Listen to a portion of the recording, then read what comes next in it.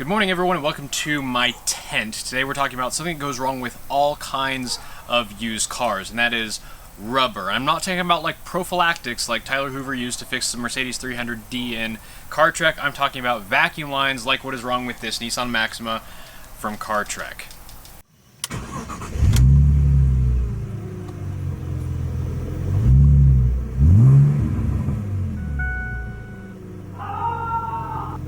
Vacuum leaks are an issue that has plagued pretty much every used car I've ever bought, and very rarely have they actually manifested themselves as a check engine light. Most often it's weird idle, weird throttle response at low speeds, poor fuel consumption, etc. That's the case here. I don't have any check engine lights for anything related to the vacuum system, but I do get a weird idle. It's very strange to drive when it's cold. That sort of thing, so we're going to take a look at it. And the other thing is that, like, as far as check engine lights for vacuum leaks, they can cause all kinds of issues. Rich running, codes, bank too lean, mass airflow sensor errors, all kinds of stuff. I scanned this when it was running, and it did show me about a 15-16% fuel trim, which is quite a bit, and indicates there is very likely a vacuum leak, especially since I already replaced the O2 sensors. Though I do suspect the mass airflow sensor could also be a problem here, especially since it's a Most Plus, a brand you can most trust.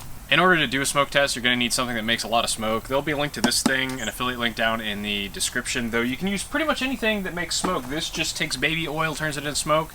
A lot of people will use like a vacuum pump and a cheap cigar even. You can't use a vape. I know like 90% of you have a vape already, but you can't use a vape because the vapor dissipates too quickly. And we need the smoke to stick around.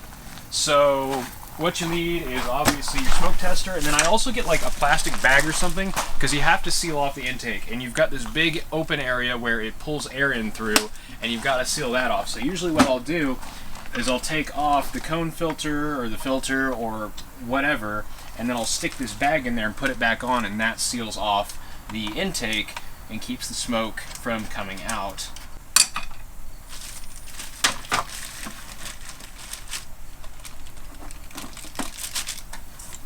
Alright, sweet.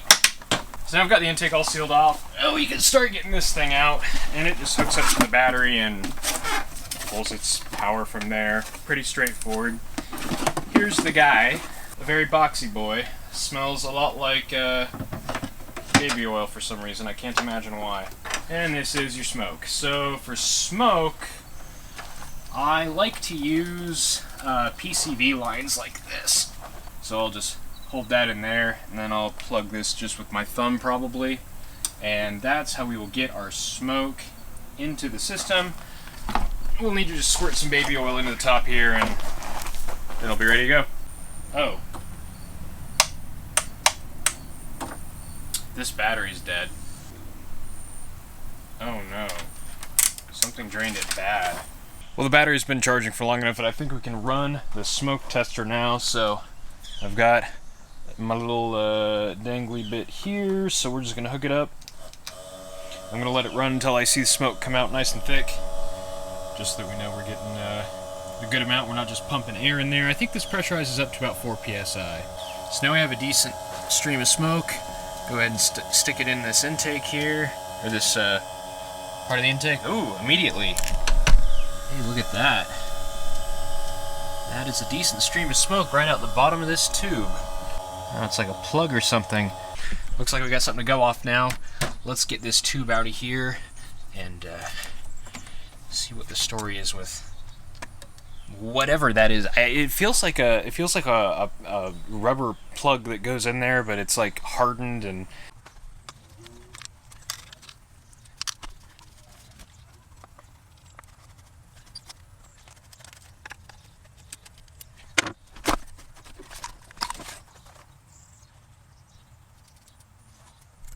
Well, here's our intake. Oh, I recognize what this is. That's for intake air temperature sensor. Oh, there it is.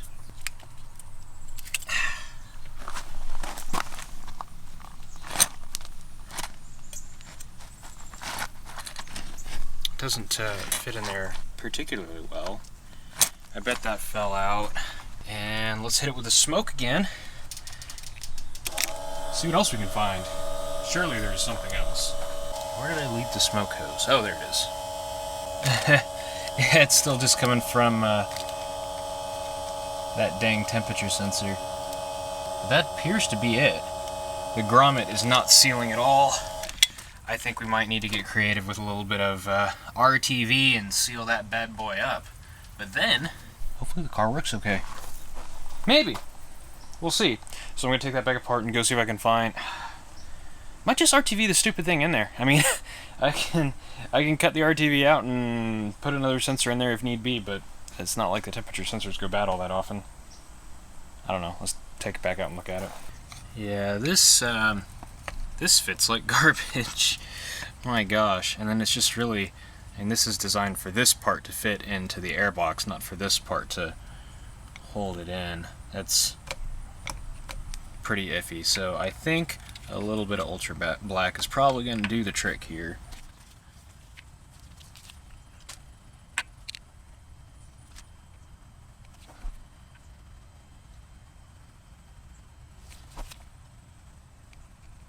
Yep, that is definitely a big smear of RTV.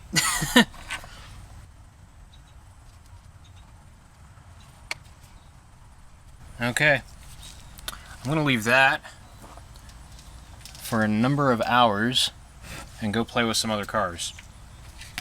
Maybe make another video. We'll come check on this later.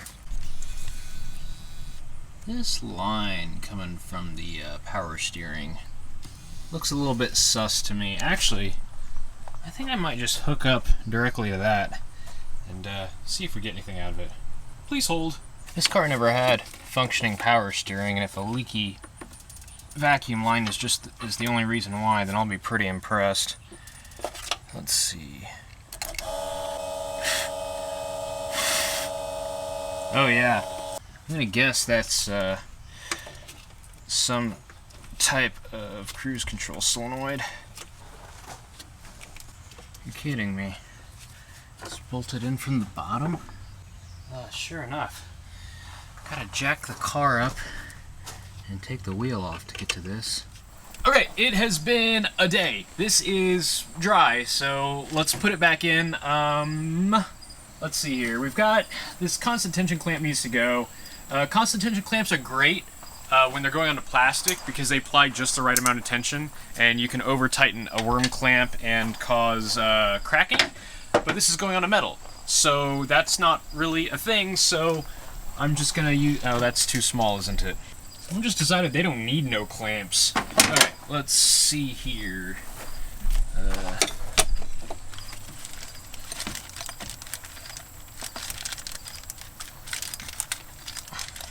JDM, yo. Okay, hang on. I need to rethink my life here. There we go. Nice and tight. Time for smoke test the second. This is looking pretty leak-free, though. Actually, shockingly so. When you come back from Colorado, like... Yeah. That's a lot of... Okay, we're gonna call that leak-free, except for the cruise control, but that's not active during normal engine operation, so it doesn't count. So now we just gotta put the intake back together and fire it up and see what our fuel trims look like.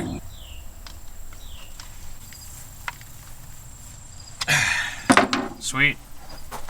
I think that's everything. I'm probably wrong, but I think that's everything. Jake's word of advice. I think that's everything when putting cars back together. I think that's most things. Followed by, what could possibly go wrong? How hard could it be? Clear prop! What did I break?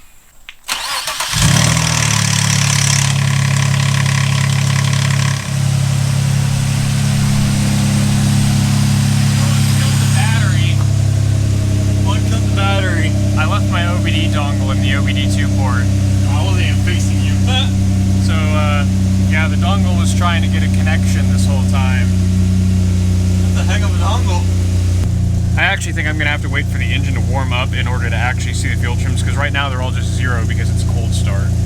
Also, it's out of gas, so That might have been why it took a minute. Oh, well, it probably took a while to start because the intake was full of baby oil. That probably has somewhat of an effect on how the car runs. Okay, I'm getting some fuel trims in now. And it doesn't stumble when I mash the throttle like that. It just sounds bad because it's VQ.